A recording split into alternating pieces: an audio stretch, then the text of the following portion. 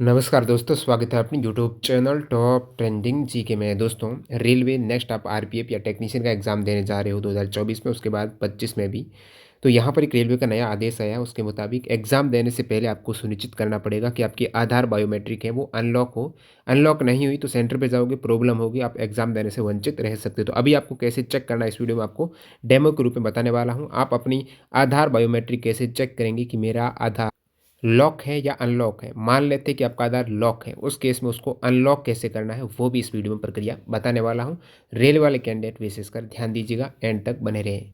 इस हेतु आपको इस माई आधार UIDAI.gov.in वेबसाइट पर आना है। डिस्क्रिप्शन बॉक्स में लिंक डाल दूंगा।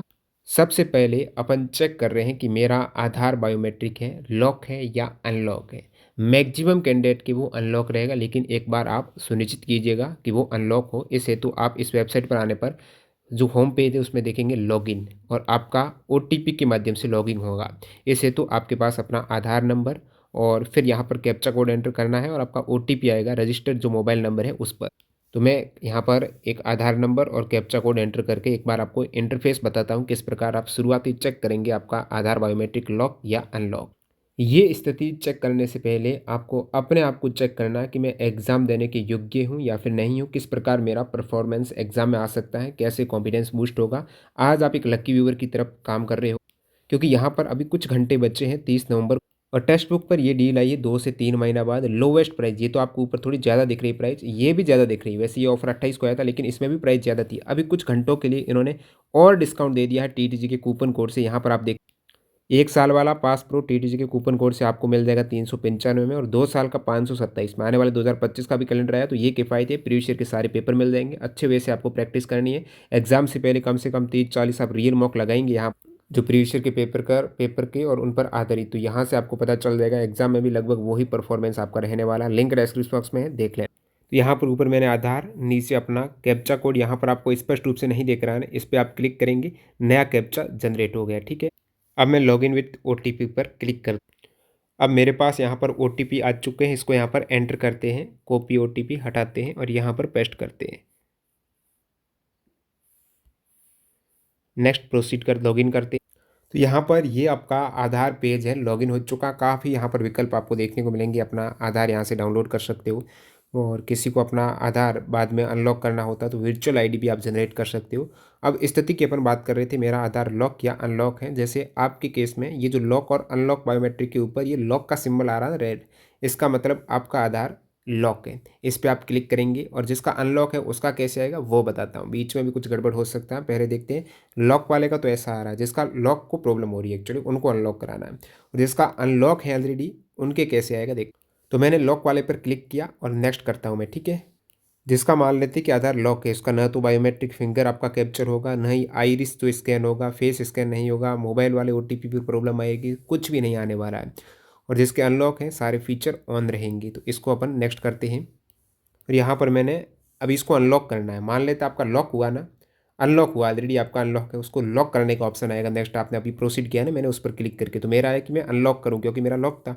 इसको आई अंडरस्टूड पर क्लिक करके मैं करता हूँ आई, यहाँ पर unlock biometric temporarily for short time duration, unlock biometric permanently. मैं परमानेंटली अनलॉक करना चाहता हूँ, कोई बाद में दिक्कत ना हो। इस पर क्लिक करते हुए नेक्स्ट कर, कुछ प्रोसेस हुआ, your biometric have been unlocked successfully. अब मैं डैशबोर्ड पर वापस जाता हूं, आपको बताता हूं आपकी यदि बायोमेट्रिक ऑलरेडी अनलॉक हुई तो किस प्रकार का इंटरफेस आएगा। तो गो टू डैशबोर्ड पर क्लिक करते हैं। टेक्नीशियन वाले कैंडिडेट ध्यान दें, साइंस का वेटेज आपका सबसे अधिक 40 मार्क्स का है, और ALP की साइंस के आधार पर हमने 9th-10th के NCERT बेस्ट सभी 32 चैप्टर जो 9th और 10th के NCERT के हैं उनके exemplar plus fact plus concept सहित पूरे चैप्टर कवर किए हैं। और यहाँ से एग्जाम ओरिएंटेड कंटेंट आपको ALP की भांति मिलने वाला है, जिसको आप कंज्यूम कर लेंगे तो NCERT से आपका पूरा पोर्शन कवर हो जाएगा। मोर देन एनफ है, NCERT पढ़ने की जरूरत नहीं है, पूरा यहाँ पर हमने निचोड़ ले लिया है। तो ये ई बुक हमारे डिस्क्रिप्शन बॉक्स में लिंक है, वहाँ से ले सकते हो। बाकी हमने TCS 2023 और 24 के जितने भी SSC के एग्जाम्स हुए ना उनकी भी अलग से साइंस की ई बुक बने, जिसमें 1155 क्वेश्चन एक्स्ट्रा फैक्ट सही थे। GK की भी आप देख सकते हो, TCS की 2024 की अलग है, 23 की अलग है। अब लॉगिन करने के बाद जो लॉक और अनलॉक बायोमेट्रिक है ना, ये वाला सेक्शन कुछ आपका ऐसा शो होता है, जिसमें पहले आपको दिखाया था ना लॉक वाला सिंबल था, यहाँ पर लॉक वाला सिंबल नहीं है, तो ये आपकी अनलॉक है, कोई दिक्कत नहीं आने वाली है, आपका फिंगर वगैरह बिल्कुल स्कैन हो जाएगा। एक और प्रोसेस बताता हूँ, वापस मैं इसको लॉग आउट कर, यहाँ पर जैसे अभी तो आपका लॉगिन किया हुआ है ना, लॉगिन करने के बाद आपको यहाँ पर जनरेट वर्चुअल आईडी का ऑप्शन मिल रहा है। ये वर्चुअल आईडी काफ़ी बार काम आती है, 16 डिजिट की है। लॉक अनलॉक करने में यदि आप डायरेक्टली बिना लॉगिन किए हुए करते हो ना, तो ये वर्चुअल आईडी काम आती नहीं, तो डायरेक्टली आपका लॉगिन करके ईजिली हो जाता है।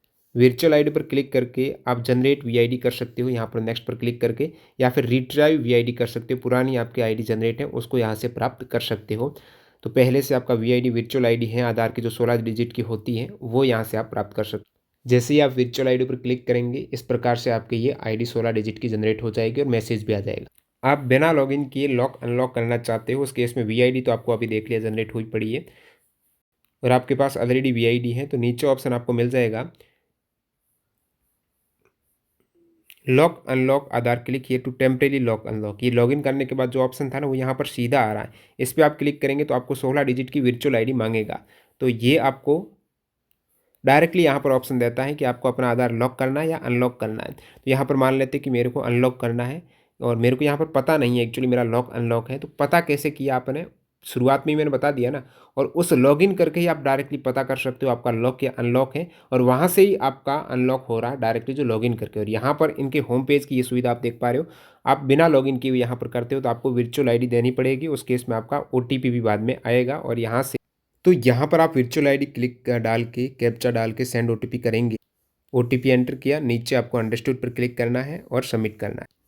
तो यहाँ पर आपने देखा your Aadhaar is already unlocked आ रहा है, मतलब मैंने जो अनलॉक किया था ना अभी, तो शो कर रहा है कि मेरा अनलॉक्ड है, कोई आपको प्रोसेस करने की ज़रूरत नहीं है। तो ये सेकेंडरी प्रोसेस आपको मैंने बताया है, एक तरीके से आप कंफर्म हो जाओ कि मेरा आधार अनलॉक्ड ही है। बाकी शुरुआती जो प्रक्रिया बताई है उसी के ज़रिए आपका यदि मोबाइल पर ओटीपी आता है तो कोई यूआईडी की ज़रूरत नहीं है, डायरेक्टली यहाँ पर आप लॉगिन करेंगे।